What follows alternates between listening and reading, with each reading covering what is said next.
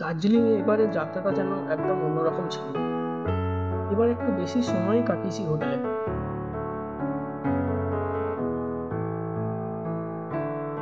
জানালার ওপারে মেঘে ঢাকা পাহাড় আর ভেতরে নরম আলোয় সাজানো ঘর।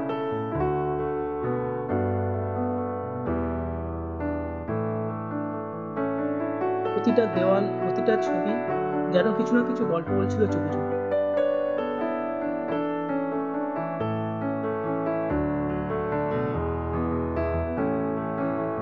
সন্ধ্যা নামলে দেওয়ালে লাইটগুলো জ্বলে উঠত। পুরো ঘরটা যেন এক অন্যরকম উষ্ণতায় ভরে যেত।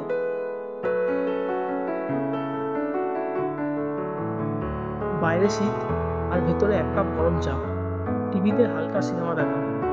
দিনের শেষে হয়তো এটাই শান্তির আসল মানে। আর খাবার, সত্যি বলছি, আমি একদম ভাবিনি এত ভালো লাগবে। হোটেলের প্রতিটা খাবারে ছিল একরকম ঘরের ছোঁয়া, বাঙালি রাঁধুনির হাতে সেই বিশেষ স্বাদ, যেন শীতের রাতে এক টুকরো তৃপ্তি। ওরা একটা বোনাস গিফটের মতো দিয়েছে মনে হলো, কারণ ঠান্ডা রাতে এমন খাবার পেলে একজন বাঙালি আর কি বা চায়। বাইরে ন্যালের গরম চা, পাশে ধোঁয়া ওঠা মোমো, সেই সন্ধ্যের হালকা হাওয়া, সব মিলিয়ে যেন একটা ছোট্ট শান্ত আনন্দ।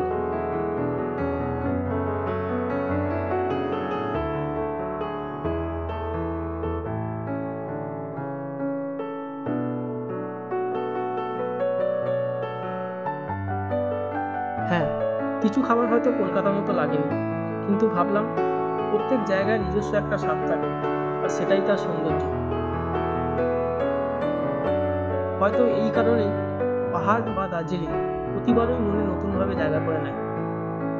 সাথে মনে পড়ে গেল আগের বারের সেই দিনগুলো, যখন আমরা দার্জিলিং ছাড়াও একটা ছোট্ট হোমস্টেতে ছিলাম। সেখানে খাওয়ার আয়োজন, পরিবেশন সবকিছুতেই ছিল একেবারে আলাদা এক আন্তরিকতা। সেই খাবারের স্বাদ আর মানুষজনের যেভাবে আমাদের আতিথেয়তা জানিয়েছিল, সত্যি বলতে সেটা ভুলে থাকা যায় না। মাঝে মাঝে মনে হয় যদি আবারও ফিরে যাওয়া যেত সেই হোমস্টেতে, আবার সেই সকাল, সেই চা, সেই মানুষগুলোকে দেখা যেত। কিন্তু জানি না সুযোগটা কবে আবার আসবে। তবুও ওই স্মৃতি এখনো রয়ে গেছে, পাহাড়ের বাতাসের মতোই, একেবারে মন ভরা উষ্ণতায়। সবটা তোলা হয়নি, কিছু স্মৃতি রয়ে গেছে শুধু মনের ক্যানভাসে আঁকা হয়ে, যেখানে রয়ে গেছে সেই হাসি, সেই আলো, সেই শান্ত বিকেল।